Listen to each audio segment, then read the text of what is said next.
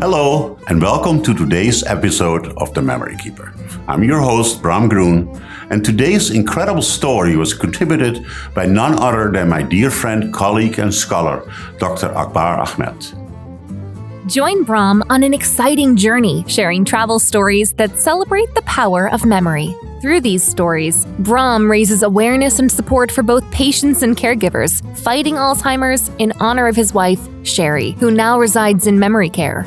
Without further ado, here's today's episode of The Memory Keeper.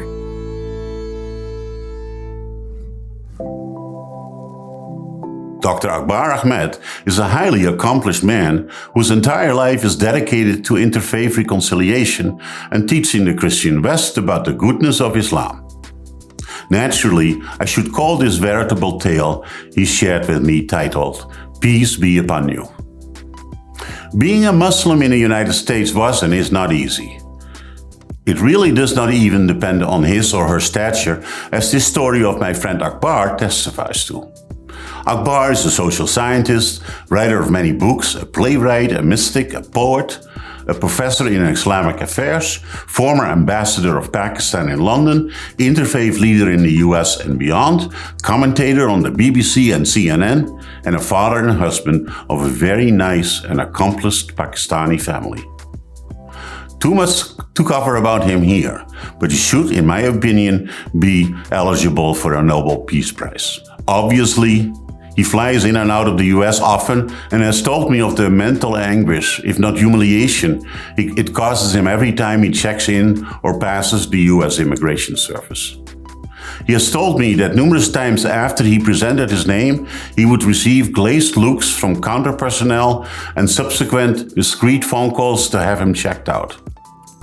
Here I should note that I, as a white Caucasian Dutchman, I have flown as much as Akbar with my 1.5 million miles on United Airlines alone, and having visited 89 countries to date.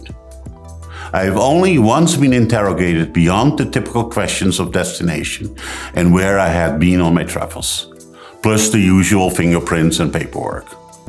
Even when my green card had expired, unbeknownst to me, the US Immigration Service processed me back into the country in less than an hour without any type of discriminatory signals, verbal or nonverbal. After all, I'm white and I look like a Christian. Akbar told me of an incident at Reagan Airport.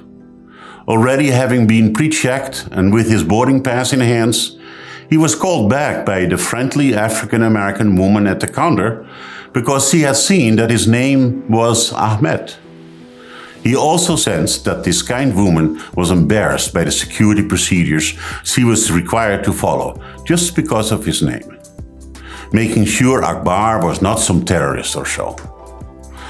After having endured this again, I can hear him say in his fatherly and friendly voice, explaining to the young woman, Ahmed is a derivative of Muhammad and it means highly praised, and in the Quran it's called mercy unto mankind, peace and blessings be upon you.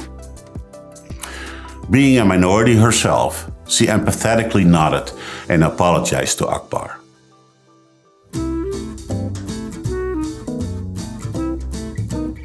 Thank you, Dr. Ahmed, for sharing your memories with us for today's episode. Next week, I'd like to take us to our planet's compatriots, the animals of the Serengeti. They have their own world there, and visiting their domain is not without danger. The free-ranging animals there don't discriminate at all and have only one goal in life: eat meat and stay alive. Sherry and I had the experience of our lives at the Grumeti River, a story that should be called Hakuna Matata. My name is Bram Groen, and I am the Memory Keeper. Thank you for listening to The Memory Keeper. On behalf of Bram, we want to thank you for your help in raising awareness and support in the fight against Alzheimer's. If you feel inspired to make a difference, please consider making a charitable donation to the Alzheimer's Foundation of America in honor of Bram's wife, Sherry, by visiting thememorykeeper.org and clicking the button that says Donate. On our website, you can also sign up for our email list and receive the newest episodes directly to your inbox, as well as a full listing of episodes, show credits, and learn more about this program and why it exists. Lastly, if you enjoyed the series, we just ask you to share this episode with your friends and family, as well as subscribe to the show and follow us on social media at Memory Keeper Pod. Together, let's continue to raise awareness and make a difference in the fight against Alzheimer's. Thank you so much for joining us. We'll see you right here next week for another episode of The Memory Keeper.